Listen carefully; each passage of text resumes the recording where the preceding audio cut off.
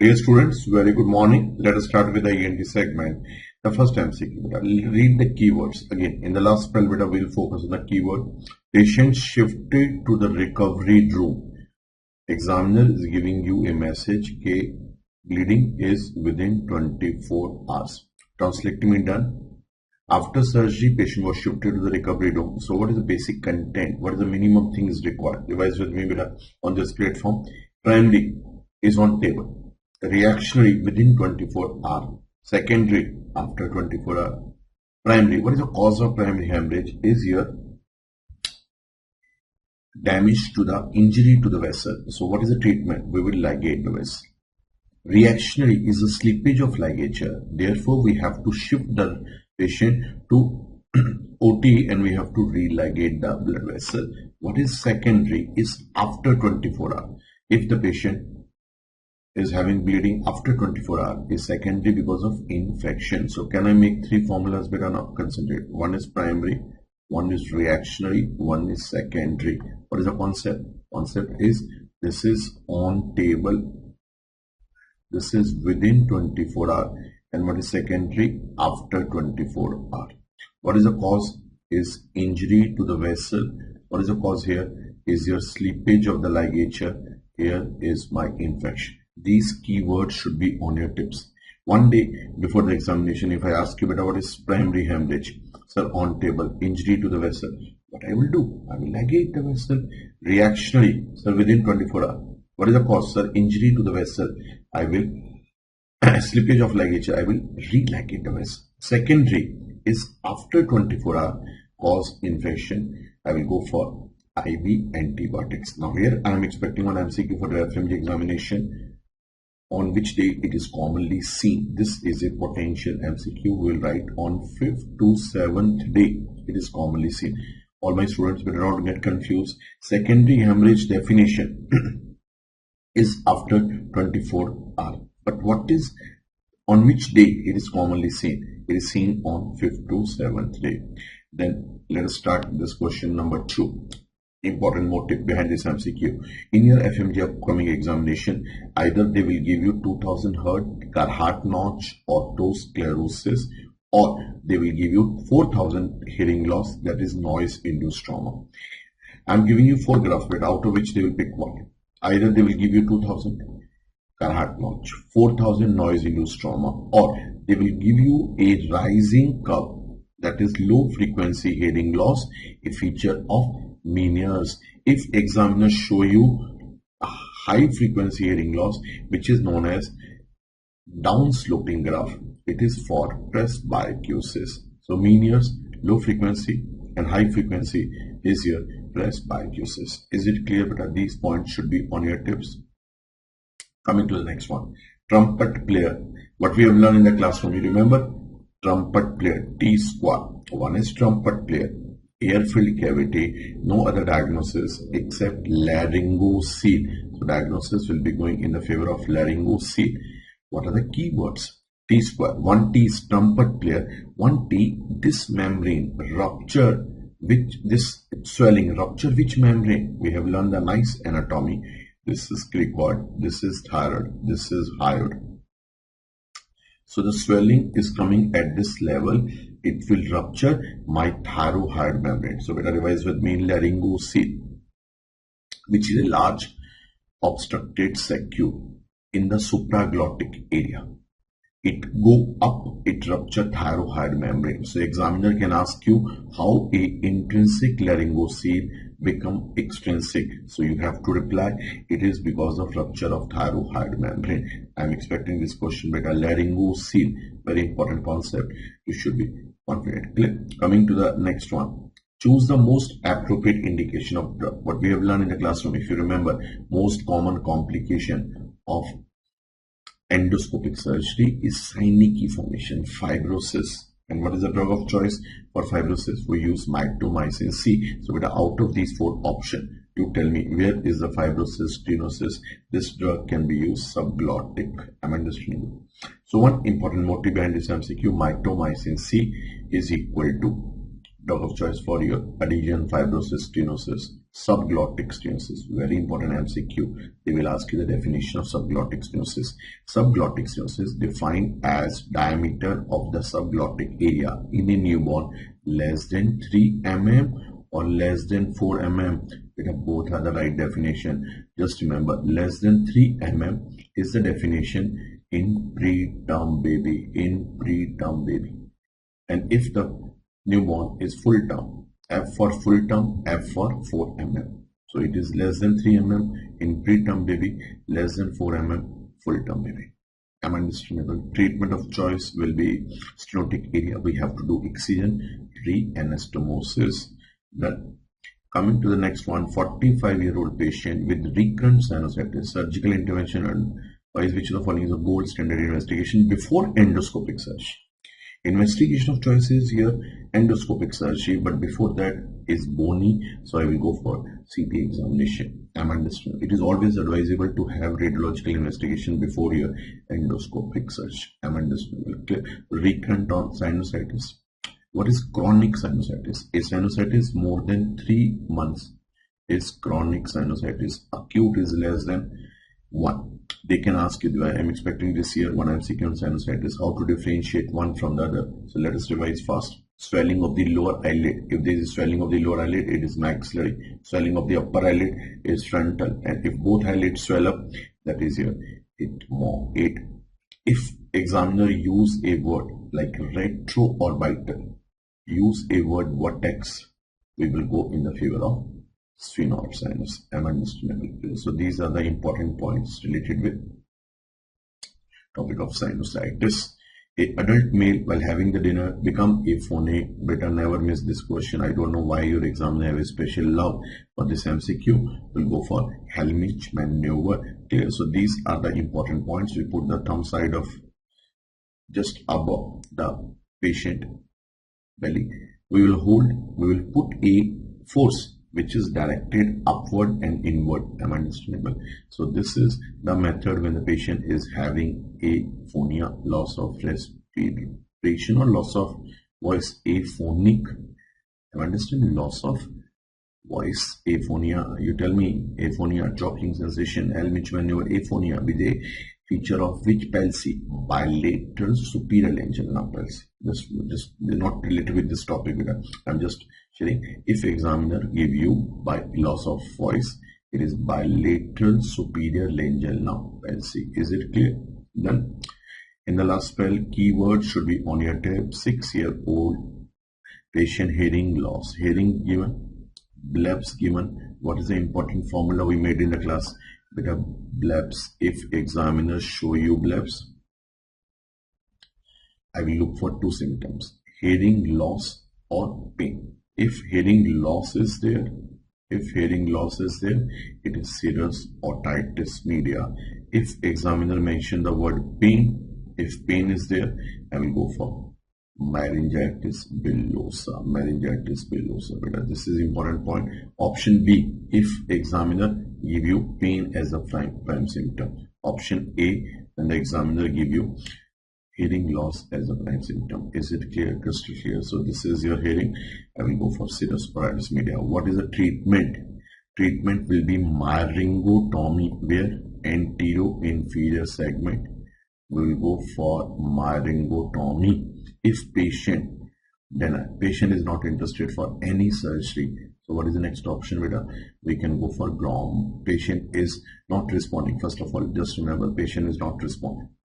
If patient is not responding, I can go for Glomus. What is the deadline? After 3 months. If my patient not responding for 3 months, then I will go for Glomus insertion, where anterior inferior. Just remember this point, where we put Glomus or we do myringotomy. In serous otitis media, we always do in anterior inferior segment. We do in anterior inferior segment. Is it clear? Crystal clear?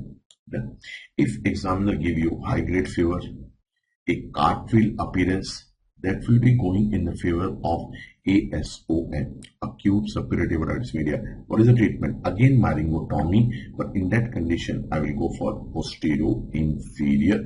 We'll go for posterior inferior. Done.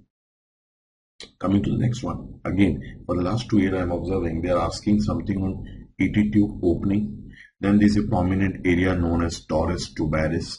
ET tube, torus tubaris, just a prominent, torus tubaris, a prominent area. What I am showing you? I am showing you some fossa which is behind this ET tube. What is the importance? Sir, one carcinoma. Which carcinoma?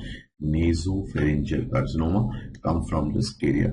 This is your fossa of Rosenmuller. Then this is ET tube openings. Then is your torus tubaris. Finally is your fossa of Rosenmuller. Is it clear? Sphenopalatine foramen. We are never confused. There is nowhere in this line diagram we are seeing sphenopalatine foramen. Sphenopalatine foramen is between nasopharynx and pterygopalatine fossa. This opening is known as sphenopalatine foramen. And what is the importance of sphenopalatine foramen? It is most common site for angiofibroma. I am giving you 2 MCQs beta. Fossa of Rosenmuller, most common site for nasopharyngeal carcinoma. Sphenopalatine foramen, angiofibroma. Everybody revise with me. Unilateral epistaxis in a young boy. Angiofibroma. Let's revise 5 points. Unilateral bleeding in a young boy. Sphenopalatine foramen is the most common site. Holman-Miller sign or HRCT. No biopsy. Surgery, before surgery, internal maxillary artery. Again, sphenopalatine, young boy, unilateral epistaxis. Holman-Miller sign, posterior wall of maxillary is bending down. Treatment is surgery, no biopsy. Before surgery, internal maxillary. This is the need of R. This way you should proceed. Nasopharyngeal carcinoma, unilateral cervical lymphadenopathy. Always remember, unilateral cervical lymphadenopathy. Fossa of Rosenmuller, commonly seen in Chinese population. Epstein-Barr virus, Trotter's tract. Just remember, in nasopharyngeal carcinoma, we can have Trotter's tract. Is it clear? Dear students, coming on the next MCQ. 6-year-old child with a history of mouth breathing, high arch palate, important concept of adenoid faces, hearing losses there, ET tube blockage. Which of the following is the best management plan? Will be adenoidectomy with grommet insertion. So out of these 4 options, D will be the best choice. Clear? So high arch palate, adenoid faces, very important topic for upcoming examination. Beta, please revise all the important points. Adenoidectomy, grommet insertion is here. Treatment for conductive deafness. The patient is having ET tube blockage. Patient may have some extra fluid in the middle ear, so we'll be going for adenoidectomy with a grommet insertion because hearing loss is there in the MCQ. A patient coming to the ENT OPD will the pulsatile tinnitus. Now this word, pulsatile tinnitus, what we have learned in the classroom, with a pulsatile word going in the favor of glomus tumor. Glomus tumor, reddish mass seen behind tympanic membrane in glomus tumor. Reddish mass in subglottic area is hemangioma. Always remember, glomus tumor. Then, what is the most common site for glomus tumor? Tip of your finger, nail bed. So just remember, tip of finger, nail bed is the most common site of glomus tumor. But examiner can ask you, what is the most common site of glomus tympanum? That is in the middle ear. It is promontory is the most common. And glomus jugular, if examiner asks you jugular, that is your floor of the middle ear. In glomus jugular, I am expecting they can ask you the important sign. Which sign is there? Rising sun sign. Then there is a tumor behind the tympanic membrane and the tumor blenches. There is a blenching of the tumor on pressing the tympanic membrane. That is known as brown sign. They can ask you brown sign. They can ask you rising sun sign. In glomus tumor, there is a loss of bony partition between carotid and jugular. They can ask you this sign, flap sign. So radiology, flap sign. So these are the important points related with glomus tumor for your upcoming examination. Then coming in the trauma segment. Now concentrate on the board, every student. With a trauma. As far trauma is concerned, ecchymosis, that is bleeding spot. They can ask you 2 points. In facial fracture or in skull fracture. In facial fracture, there is a bleeding spot over the palate. Always remember, in your skull fracture, the bleeding spot is over the mastoid. If there is a bleeding spot over the mastoid, we call it as battle sign, what we have learned, ecchymosis over the mastoid. And if there is ecchymosis over the palate, we call it as urine sign. This is urine sign. This is battle sign. Done. These are trauma finding. I have seen one MCQ where the examiner have given you typical history of CSOM. An examiner is asking you which of the following is not seen. Obviously, battle sign, urine sign, they are the finding of trauma. They will not be seen. Done. Coming to the next one, 14-year-old boy, MCQ have to be there. Reddish mass, perfuse epistaxis. It will be your angiofibroma. Understand? We have learned all the important 5 points of angiofibroma. Now, let us change this MCQ. 40-year-old patient coming from a remote village, mulberry-like mass, red mass in a nasal cavity. In that scenario, it will be rhinosporiosis. So, I am writing an important keyword for rhinosporiosis. I am expecting this year they can give you MCQ. Patient having a history of taking bath in the ponds. That is rhinosporiosis. Typical finding of rhinosporiosis caused by rhinosporiosis. See berry, mulberry-like polyp. Yes, my dear students, mulberry-like mucosa is hypertrophic rhinitis. Then nasopharyngeal carcinoma, already we have learned, that is a unilateral cervical lymphadenopathy. That is your fossa of Rosenmuller, tortoise triad. One is inverted papilloma. What is inverted papilloma? It is a pearly white mass in the early stage coming from lateral wall of the nose. Always remember. Closest differential diagnosis of inverted papilloma is squamous cell carcinoma, because squamous cell carcinoma and inverted papilloma both are coming from lateral wall. Is it clear? So answer in this MCQ will be B option. Coming to the next one, in view of mucormycosis, what I am doing actually, I am giving you all the must-read topics. All these 15 topics which I am sharing with you, it should be on your tips. Mucormycosis, 4 points. Have a special love for blood vessels, nerve fibers, caused by mucus. Drug of choice, liposomal amphotericin B, because it have a special love for the blood vessel. No pain, no bleeding is there. There is no pain, no bleeding. What examiner is asking you now, in view of mucormycosis, least possible cause. What is the least possible cause? Uncontrolled diabetes have to be there. Neutropenia, immunocompromise, or any history, such history go in the favor. For long use of steroid, decreasing the immunity. True.